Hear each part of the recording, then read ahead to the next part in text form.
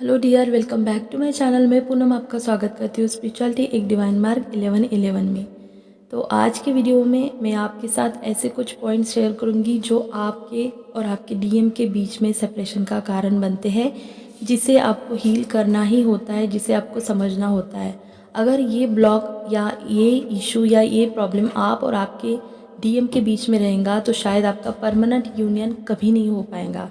तो जानते हैं कि सेपरेशन, एक तरह से ये सवाल मुझे किसी ने पूछा था कि मैम प्लीज़ बता दीजिए कि सेपरेशन कब ख़त्म होगा। तो एक तरह से यही आंसर होगा कि सेपरेशन कब ख़त्म होगा, ये सारे पॉइंट्स आप देख लेना और आपको समझ में आ जाएगा और आपको बहुत सारी क्लैरिटी मिलेंगी कि सेपरेशन ये कब तक चलेगा, राइट।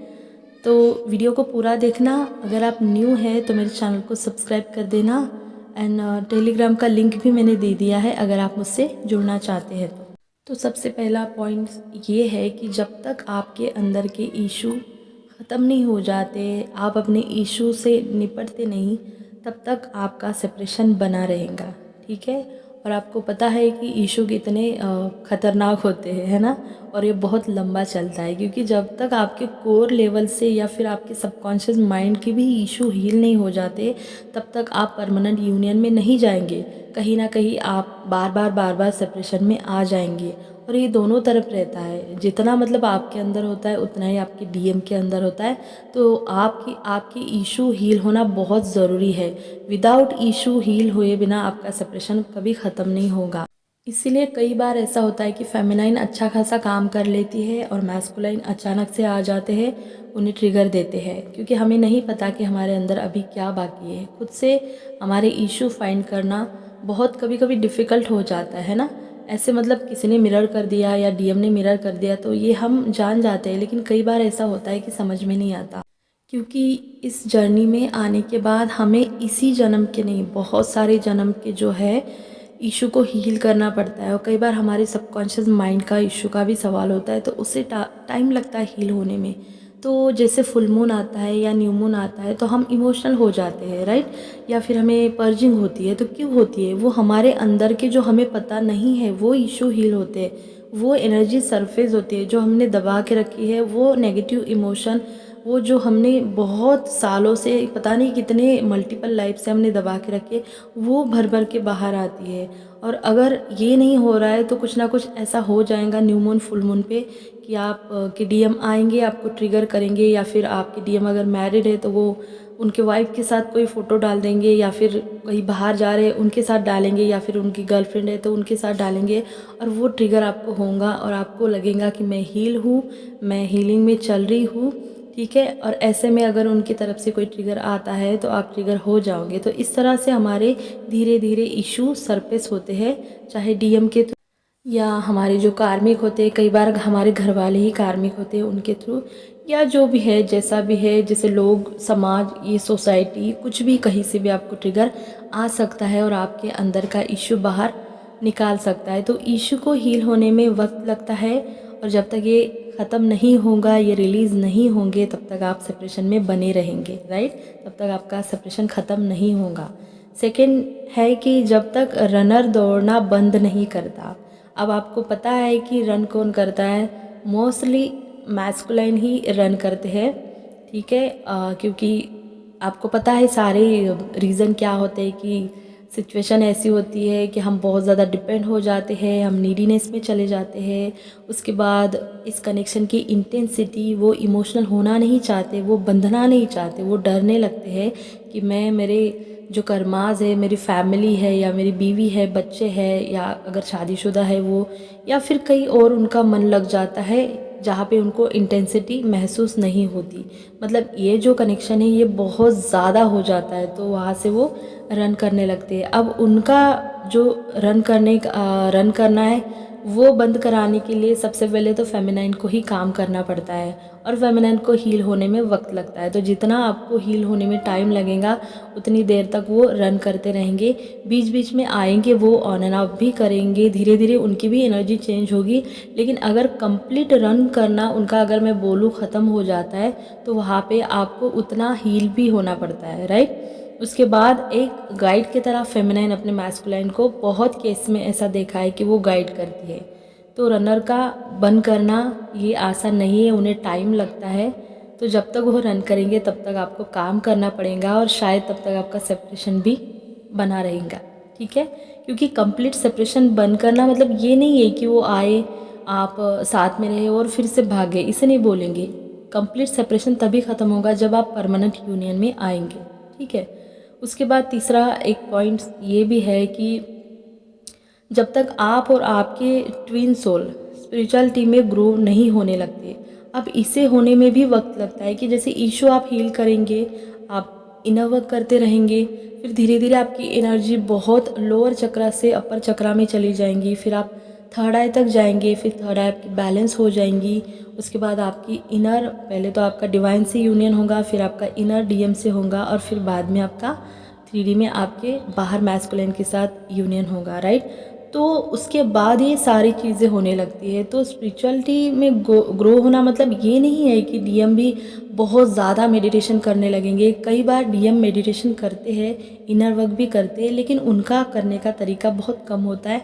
हम लोग बहुत ज़्यादा डीप चले जाते हैं, लेकिन वो भी ज़रूरी है। जब तक आपके डीएम एटलीस्ट स्पिरिचुअल होना मतलब ये है कि बातों को, चीज़ों को समझे।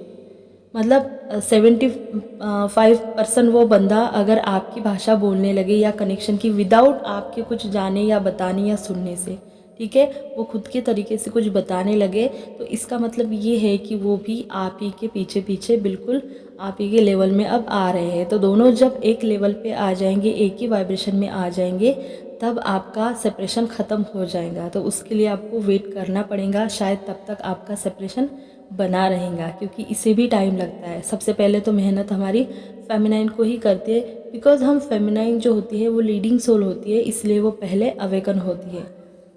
उसके बाद नेक्स्ट पॉइंट ये है कि जब तक आप दोनों अनकंडीशनल लव को नहीं समझते, अब आपको पता है कि अनकंडीशनल लव कैसा होता है, मतलब जिसमें कोई कंडीशन नहीं, जैसा माँ अपने बच्चे से करती है, भगवान हमसे करते हैं, हम भगवान से ऐसे करते हैं। मतलब हम तो नहीं करते, हमारे तो बहुत सारे डिमांड ये होते हैं, लेकिन भगवान हमसे अनकंडीशनल लव करता है। जैसे माँ का होता है ना कि माँ की कोई कंडीशन नहीं होती, माँ अपने बच्चे से बहुत प्यार करती है विदाउट कंडीशन। उस तरह का जो कनेक्शन है आपका अनकंडीशनल लव का, जब कनेक्शन बन जाएगा तब आपका सेपरेशन ख़त्म हो जाएगा। मतलब वहाँ पे आप दोनों की जो एनर्जी है वो सेम होंगी, ना आप अपने डीएम को कर्ज करेंगे, ना आपके बीच में कोई थर्ड पार्टी होंगी। आपको समझ में आ जाएगा कि सेपरेशन एक इल्यूजन है। सेपरेशन क्यों है? क्योंकि आपको काम करना था, उसके बाद भी वो क्यों नहीं आए? क्योंकि उन्हें भी काम करना था, उन्हें भी इस कनेक्शन को समझना था। बहुत सारे लोग पूछते हैं कि मैम मैं तो बैलेंस हूँ, मुझे सब साइन मिल रहे हैं, लेकिन वो फिर भी नहीं आ रहा। अरे आपने काम किया तो उन्हें भी समझना होगा ना, उनका भी जो काम होता है डिवाइन उनसे बराबर से करवाते हैं। भले ही उनके पास कोई वीडियो नहीं आता या लिंक नहीं जाता या वो नहीं जानते कि ट्विन फ्लेम कनेक्शन क्या है, लेकिन वो कुछ ना जानते हुए भी सब कुछ कर लेते हैं। वो बहुत ज़्यादा समझदार होते हैं, उनके पास पेशेंस होता है। मैस्कुलाइन एनर्जी बहुत ही ज़्यादा मतलब इंटेलिजेंट होती है। वो कभी भी कोई हड़बड़ाहट में कोई डिसीजन नहीं लेंगे, स्पेशली हमारी जर्नी के लिए, हमारे फेमिनाइन के लिए, ठीक है। और उनके जो डिसीजन होते हैं आपके लिए, वो 3D बेस पे भी, 3D बेस वाले होते भी नहीं। वो बहुत ही मतलब एक होता है ना कि जब डिवाइन मस्कुलाइन, हम लोग ऐसे ही बोलते हैं कि हम फेमिनाइन है, लेकिन हम कई बार भूल जाते हैं कि वो भी डिवाइन मस्कुलाइन है। भले ही उनके ऊपर लेयर है, लेकिन उनकी सोल भी एक डिवाइन सोल है, राइट। तो दोनों ही मास्टर सोल होते हैं। और जब आप इस अनकंडीशनल लव की एनर्जी को समझने लगते हैं, मतलब ये नहीं है कि आपको बस डीएम से अच्छा अच्छा बोलना है या फिर आप सब लोगों से अच्छा अच्छा बोलो और डीएम आए तो डीएम के साथ में ऐसे दिखाओ कि मैं तो अवेकन हूँ और ये अनअवेकन है, अब मुझे ये चाहिए नहीं है। जब तक ये अवेकन होके नहीं आएगा मुझे उससे कुछ लेना देना नहीं है। ये सही है कि आप कट ऑफ है, लेकिन ईगो से आपको ऑपरेट नहीं करना है। जब भी आपके डीएम आते हैं तो आप अंदर से उनका वेलकम करें, आप अपने मन में वेलकम करें, भले ही आप उन्हें दिखाए नहीं। कोई ज़रूरत नहीं है कोई दिखाने की या जताने की कि मैं तुमसे बहुत प्यार करती हूँ। नहीं तो फिर बहुत सारे फेमिनाइन होता है ना, अब इसने मुझे तड़पाया है, अब मैं ना इसको चांस ही नहीं दूंगी, इसको आने दो, अब मेरे पीछे पीछे। ऐसा नहीं होता। भले ही आप उनके सामने कुछ ना बोलो, लेकिन आप जब भी वो आए तो बहुत अच्छे से वेलकम करो। एक अनकंडीशनल एनर्जी वो होती है जहाँ हम उसके बाद जैसे होता है ना वननेस की एनर्जी में आना, कि हर एक चीज़ जो डिवाइन ने, जो यूनिवर्स ने इस सृष्टि में, इस धरती पर है, उनसे वही वाली फीलिंग जैसे कि हम लोग, अगर थर्ड पार्टी का मैं नाम लूँ तो आपके दिल में कुछ ना कुछ ऐसा नेगेटिव आ जाएगा। तो जहाँ आपके लिए थर्ड पार्टी कोई है ही नहीं, आपको पता है कि आप दोनों 5D में एक है, जहाँ आपने थर्ड पार्टी को समझ लिया कि ये तो कुछ था ही नहीं, ये तो सब डिवाइन का प्लान है, और ना कोई कंडीशन, ना कोई आने की इच्छा, ना कॉल पे बात करने की इच्छा, आपको पता है कि वो आपके अंदर है। वो वाली फीलिंग अगर आप में आ गई तो समझ जाना कि आप अनकंडीशनल लव में आ गए हैं। ठीक है, आप जितना प्यार अपने डीएम से करते हैं, आप सबसे उतना प्यार करेंगे, मतलब आपके लिए सब समान होगा, ऐसा नहीं है। भगवान ने हर एक को स्पेशल खास बनाया है, वही है, और आप उनको इतना रिस्पेक्ट दोगे, आपके मतलब आप अंदर ही फील करने लगोगे। ये वाली फीलिंग 5D वाली होती है, तो ये वाली फीलिंग आपके डीएम को भी आनी चाहिए, तभी दोनों अवेकन होंगे और तभी आपका सेपरेशन कंप्लीट ख़त्म हो जाएगा, और उसके बाद आएगा आपका परमानेंट यूनियन का समय। ठीक है, उन्हें भी यही चीज़ फील होनी चाहिए, या बात फील होनी चाहिए कि इसका और मेरा जो बॉन्ड है, इसमें कोई भी मतलब, अगर मैं सवाल करूँ कि तुम मुझसे प्यार क्यों करते हो, तो उसका जवाब यही आएगा कि मुझे नहीं पता।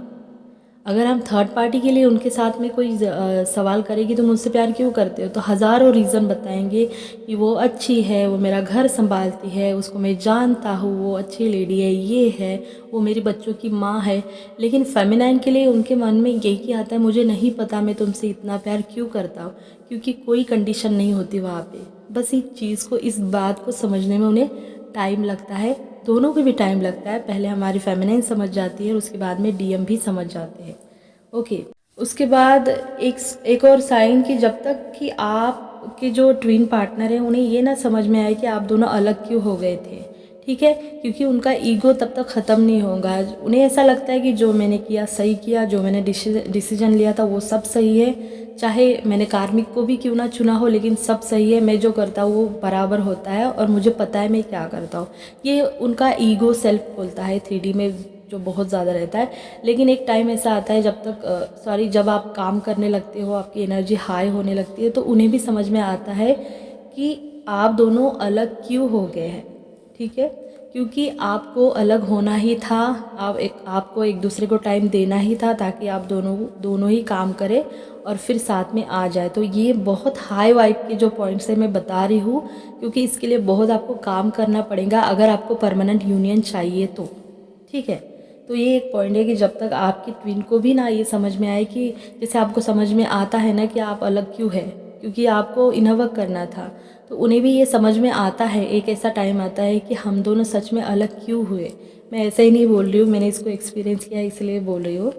उसके बाद एक पॉइंट ये है कि जब तक आप दोनों के ऊंट्स नहीं भर जाते, जैसे आपके ऊंट्स होते हैं उनके भी होते हैं, और स्पेशली हमारे कोर जो ऊंट्स होते हैं वो सेम होते हैं, जैसे इनर चाइल्ड का हुआ, फियर का हुआ, ईगो का हुआ, सेम होते हैं। और जो डीप होते हैं, जो सबकॉन्शियस माइंड में होते हैं, वो तो कई बार बहुत मतलब सेम होते हैं कि हम लोगों को पता ही नहीं होता। तो कई बार फेमिनाइन बोलती है ना कि हाँ वो बहुत ज़्यादा ईगोस्टिक है, लेकिन मुझ में ईगो नहीं है, पता नहीं उसके अंदर, मेरे अंदर तो फियर नहीं, पता नहीं उसके अंदर क्या फियर है। ऐसा नहीं होता, आपकी डीप लेवल में भी, कोर लेवल पे भी वो होगा इशू, वो होगा, इसलिए आपके डीएम अभी भी उससे ऑपरेट कर रहे हैं। ठीक है, तो आपके जब तक आपके हर्ट्स नहीं भर जाते, तब तक आपका सेपरेशन ख़त्म नहीं होगा, बार बार वो आएगा।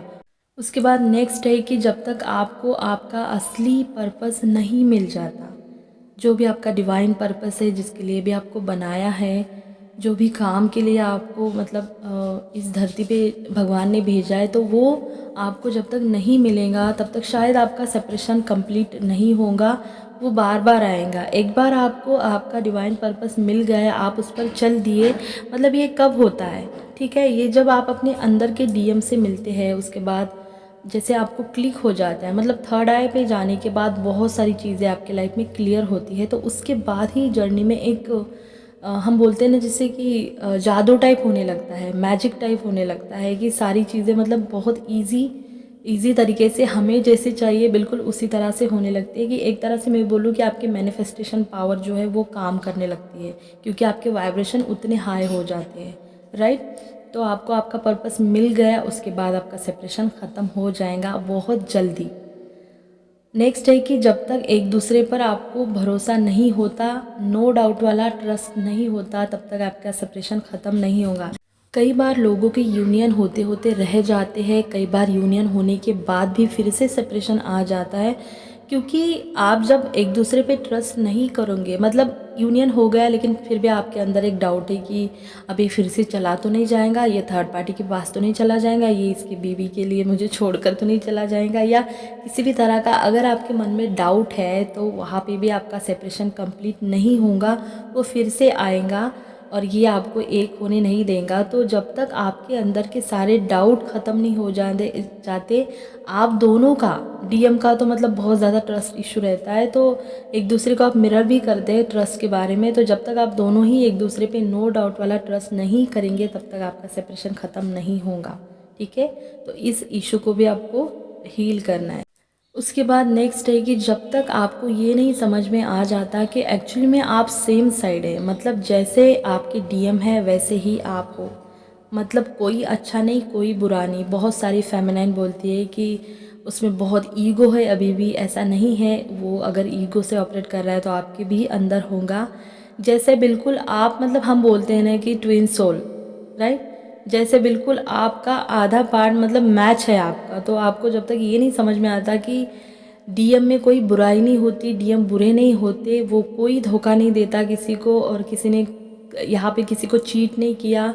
जैसे फेमिनाइन बोलती है कि मैंने उसके लिए ये किया वो किया, उसने ये कहा था उसने ये नहीं किया, मतलब आप अभी भी कर्जिंग, आप अभी भी ब्लेमिंग के एनर्जी में है, आप अभी भी जजमेंट की एनर्जी में है, जबकि आपको पता है कि सारा प्लान डिवाइन का था। उस बेचारे को, उस बंदे को तो पता ही नहीं कि वो क्या कर रहा है, वो तो 3D के हिसाब से ही चीज़ों को देखता है। लेकिन आप अवेकन हैं तो सबसे पहले ये आपकी ड्यूटी बनती है कि आप इतना ज़्यादा हील हो जाइए, इतना ज़्यादा जान लीजिए, समझ लीजिए कि सब कुछ डिवाइन का प्लान है, और जैसे आप है उसी तरह से आपके डीएम है, ना कोई इसमें अच्छा है और ना कोई बुरा है, दोनों आप सेम है। इसलिए आपको मिरर सोल भी कहा जाता है, मतलब परफेक्ट मिरर, ना कोई कम ना कोई ज़्यादा। हम अगर आईने में देखेंगे तो आईना हमें वही दिखाएगा कि जो हम हैं, मतलब मैं आईने में देखूंगी तो मैं कोई मतलब अलग नहीं लगूंगी, जो मैं हूँ असली मुझे वही दिखाया जाएगा। तो उसी तरह से आपके डीएम होते हैं, जैसे आप हैं उसी तरह से वो रिएक्ट करते हैं, और जैसे वो है उसी तरह से आप भी रिएक्ट करते हैं, राइट।